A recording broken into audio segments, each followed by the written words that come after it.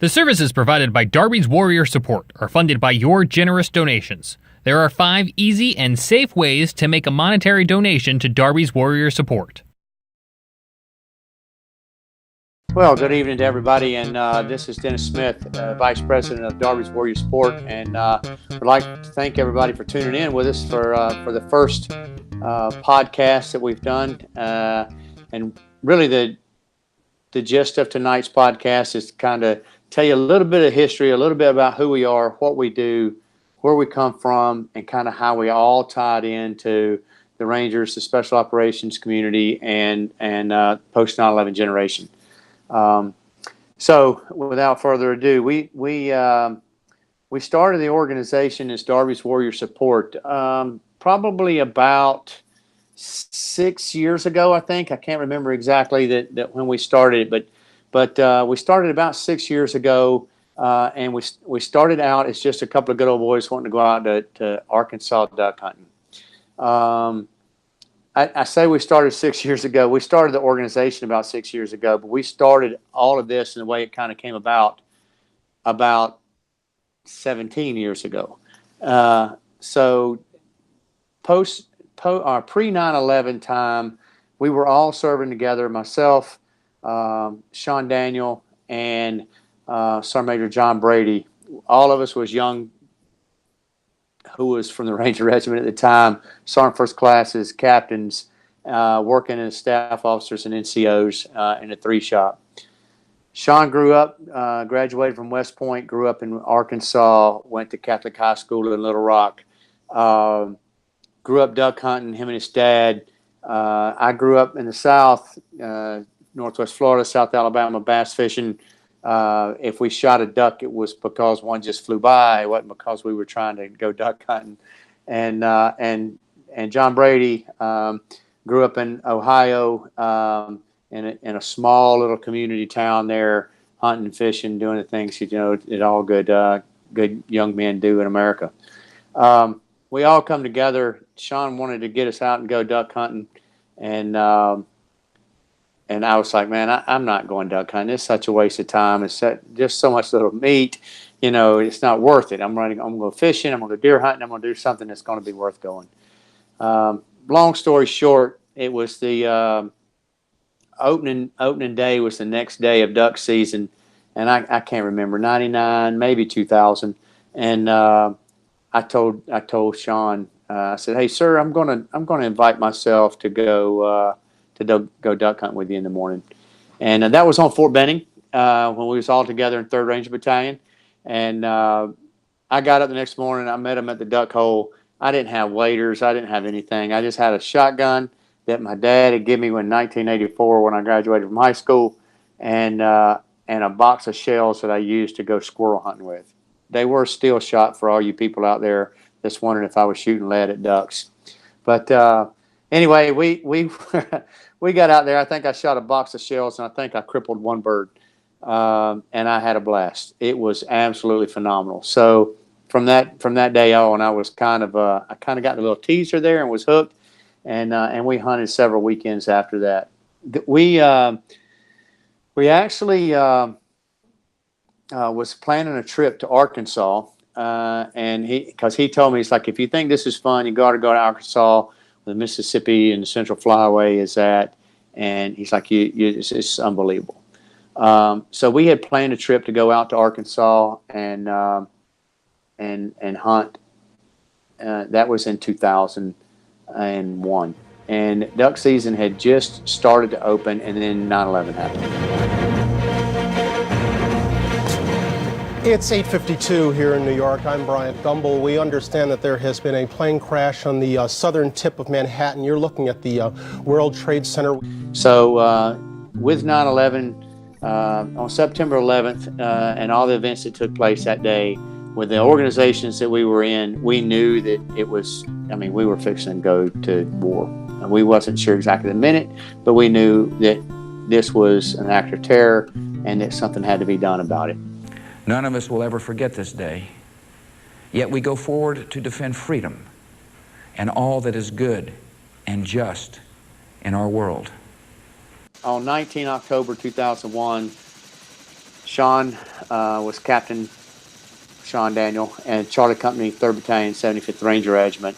And him and 198 of his closest friends jumped into Afghanistan on Objective Rhino on 19 October 2001. Completely started the global war on terrorism. That was the kickoff of everything. I know the big movie that's come out right now is 12 Strong.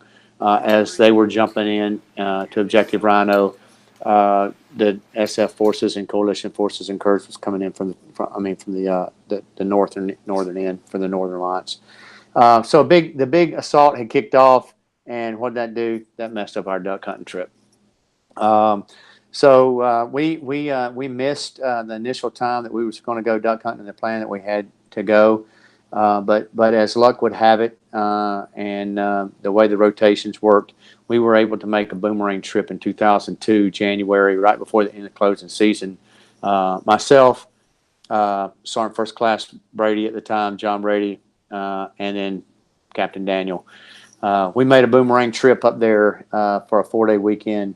We killed 17 birds, and it was magical. I mean, it was absolutely magical. Now, we can kill 17 birds in 17 minutes on some days here for 17 years later. But at that time, that was a lot of birds. It was a lot of fun, and we learned a lot, seen a lot. And we made it a pilgrimage, if you will, every year after that. We brought on a couple of other good friends of ours, Colonel Art Kandarian, who was also serving the Ranger Regiment, who went on to serve at the 2nd Brigade, 101st, the 502nd there, had a phenomenal rotation to Afghanistan as a brigade commander. And then also we brought in Colonel retired Russ Cotwall, who was at the time our medic, our senior surgeon medic at the time. So us 5 would go every year. We normally made it on Martin Luther King weekend. We would go every year, and like I said, it was kind of our pilgrimage. And when we was all serving in the same unit, it was easy. We would just take a 4-day weekend and we'd go hunt and come back. But what really made it magical is whenever we all went to other units and started serving, we would come back together on that time during the weekend and kind of really just check on each other. You know, so we've been doing this for 10 years now, and then after the 10th year, you know, if you look at the video and you see it says one morning while sitting around breakfast, somebody had a great idea. As they sat around the breakfast table, basking in the warm glow of the morning's camaraderie and success, but missing their wounded comrades who couldn't participate, a powerful idea surfaced. One asked the question, might what they had just experienced in the flooded timber be a way to bring healing to their wounded Ranger buddies? It was actually sitting around the campfire out in the cook shack with some corn whiskey. We were saying, man, what this has done for us over the last 10 years of us just being able to come back, checking on good friends, looking each other in the eye and saying, are you good? Because as anybody who's been there and done it knows that you don't deploy as many times as we had, or as many times as these guys are deploying now, 6, 8, 10, 11, 15 times, and you don't have to be injured to have injuries. So, you got baggage, and especially at the positions that we were in, especially the things that we saw and the things that we had to do in the leadership positions to commit young men to. I mean, it's hard to do.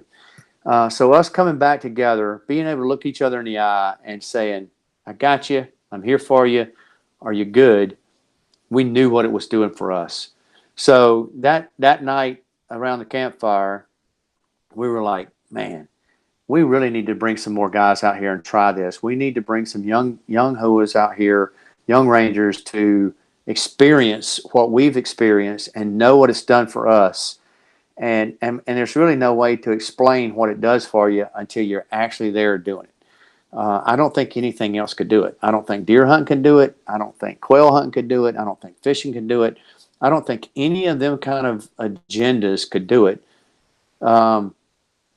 Just because the way just because the way you can be together, you can talk, you can interact, you can see the morning, you can see the ducks, the geese, everything that happens, you can all experience it there together.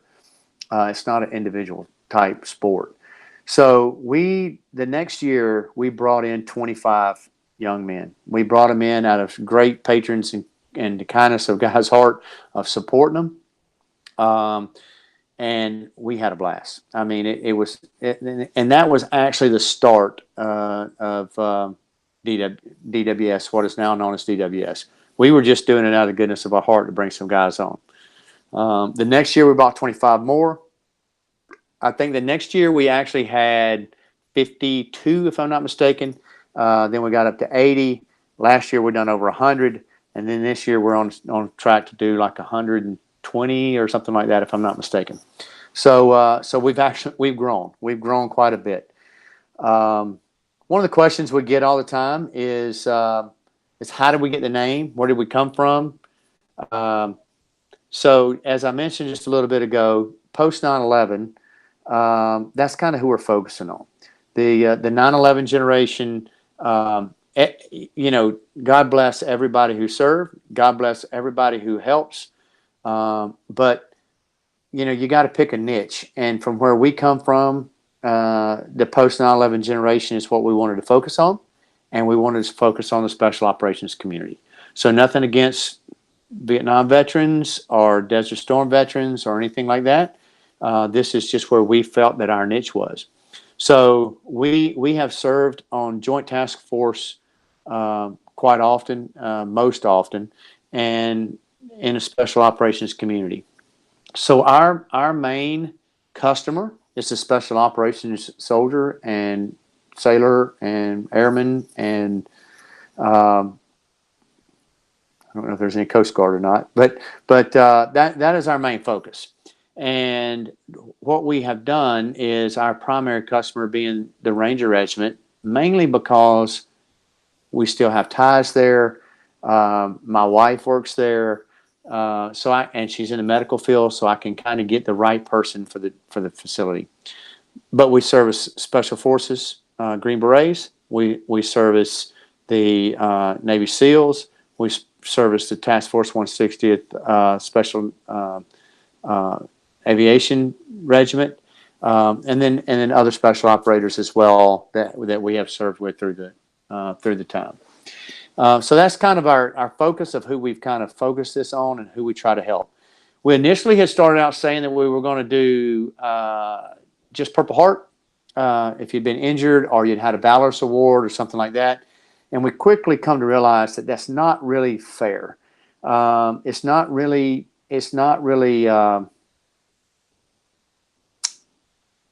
fair is the best word I can use. Equitable, because as I mentioned earlier, most of these guys. I mean, I've been retired going on 6 years, and I had 11 deployments before I left. So some of them guys was young men. Whenever I was in, 6 years ago, they had their second or third deployment. They're on their 12th, 13th, 14th, some's 15th deployment right now. So just because they haven't been injured doesn't mean that they don't have baggage. I mean, they have grew up through the ranks. They've seen this. This is their way of life. Their entire adulthood has been the global war on terror. I mean, that's all they know. And our last group of individuals who were pre-9/11 soldiers are now at the highest commands, sergeants major, colonel, lieutenant colonels, some generals. So with that being said, you don't go that many times, do that many things, operate in that many operations, and not have some type of baggage. So them are the guys that we're focused on. Them are the guys we're trying to bring in. Them are the guys we're trying to help. And to a man, I think it has been a success. The services provided by Darby's Warrior Support are funded by your generous donations. There are 5 easy and safe ways to make a monetary donation to Darby's Warrior Support. Look for the donate button on our Facebook page. You can also spot it on special event posts just like this live broadcast. So now back to the name of Darby. As some may know, that William O. Darby was born in Fort Smith, Arkansas. Our headquarters is out of Searcy, Arkansas. Um, Darby was what we consider in Ranger history as uh, the colonel, the commander of the modern day Ranger. So all the way back, just a little history lesson here, is all the way back until in the colonial days, Rangers have been activated, deactivated. When needed, they bring in the Rangers. When not needed, they don't use them. Colonial days, where they had Benjamin Church, was one of the first colonial Rangers. And one of the things that the way the Ranger got his name was Minutemen or frontiersmen would have to go and range the area around their homestead, and then they would report back. And what they would do is they was reporting on the Indians, they were reporting on whoever else was in the area, whatever else they needed to do. And the way they would report back was, Ranger Dennis ranged 9 miles today. And then what they would do is put that together, and then they would know how big of area was covered, because Dennis just ranged 9 miles around his homestead today. And if Bob ranged, 6 miles around his, they've got the umbrella and see what the security is and what the posture was. So Ranger got his name by how many miles he ranged that day in protection of the frontier. That being said, after World War II, World War I, they kind of stood them back up to work just a little bit. Then World War II is whenever they really became and what we consider the modern day Ranger, with William O. Darby being like the father of the modern day Ranger. Darby was born in Fort Smith, Arkansas. He was a phenomenal leader within the Rangers. Went to Ireland, Northern Ireland, and trained with the British SAS. A little tie there to bring that back in just a second in our logo. I'll bring that up. But he trained with the British SAS, really loved their tactics and stuff of how they were doing unconventional type warfare. Volunteered to stand up a special missions unit, if you will, for World War II.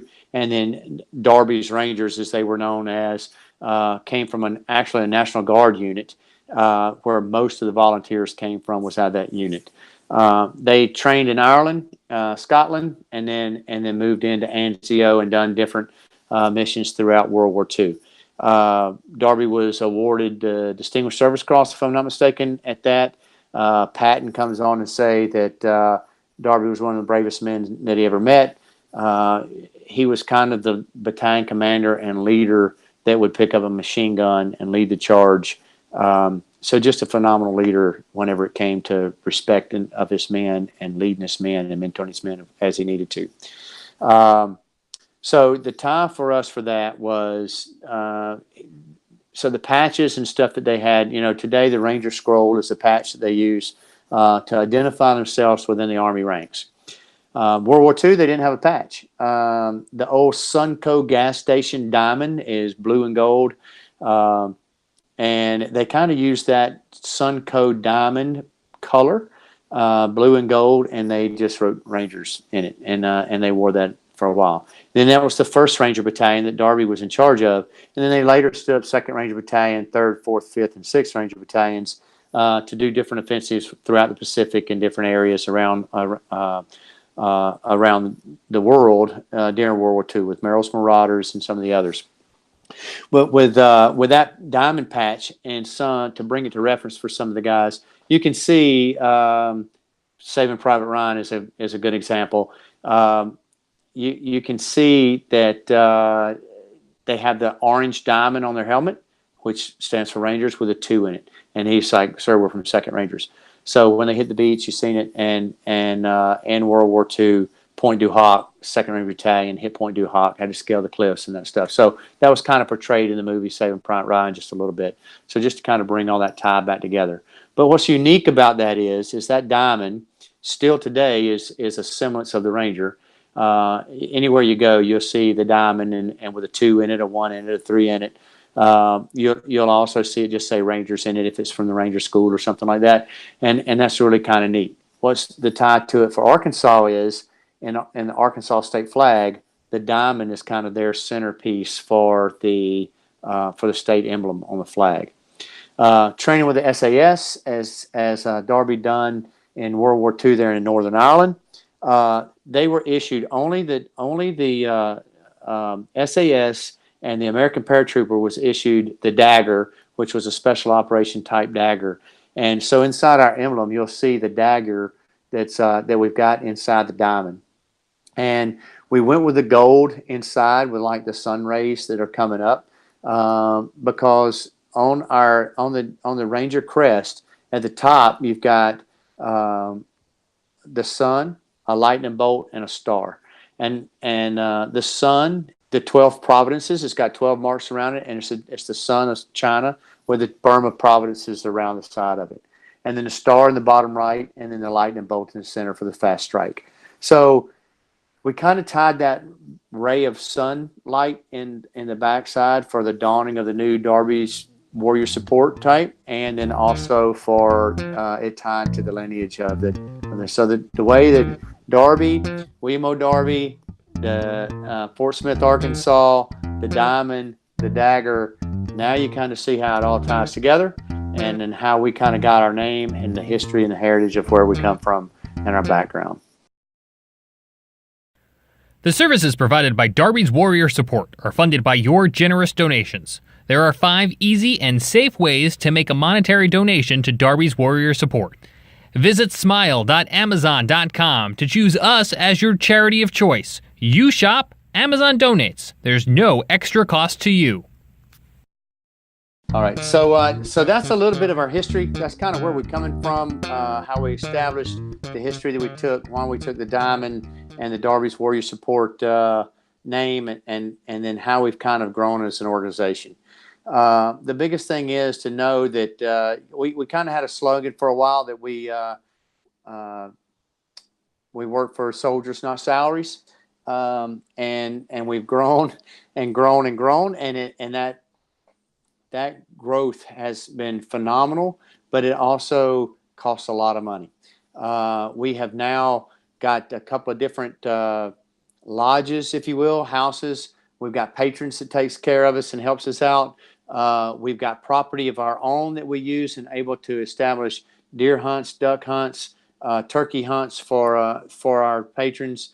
For our clients, which is the special operations guys.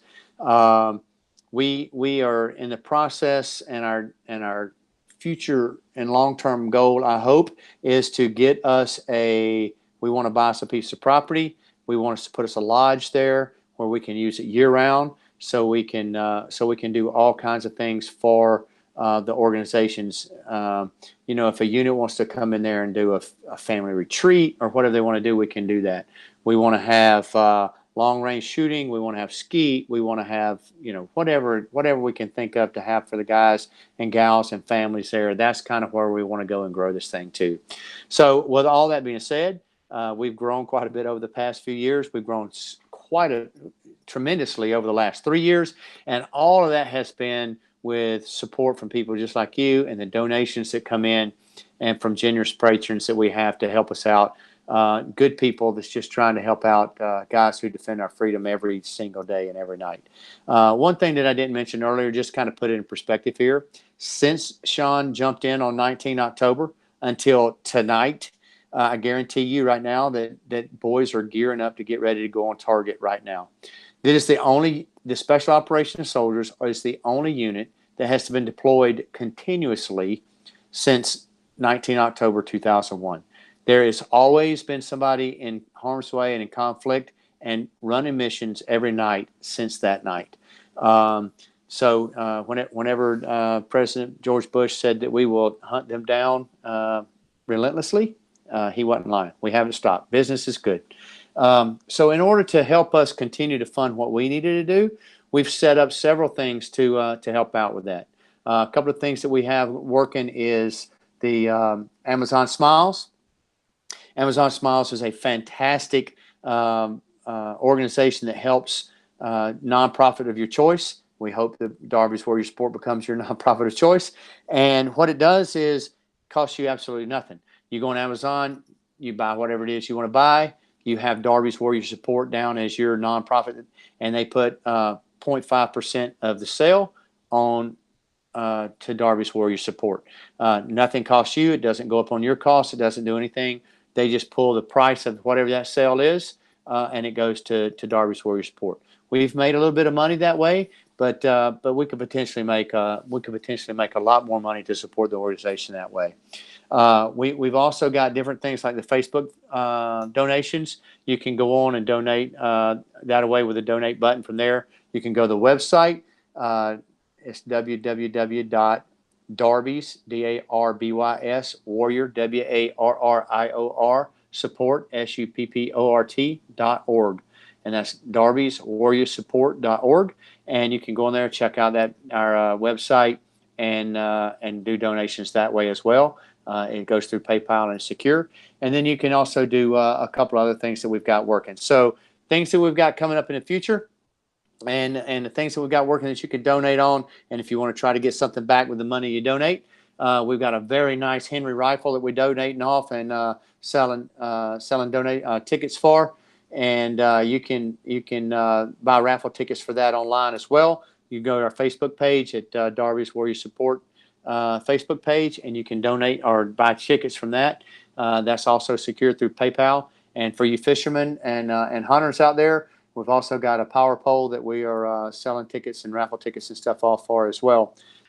Things we've got coming up here in the near future is in September. We've got the 22nd, the Wind Banquet, and we will put up on the screen here for you so you can see how much it costs for a table as a group or an organization. If you want to come and join that banquet with us, it's going to be some great raffles and things that we've got going on there.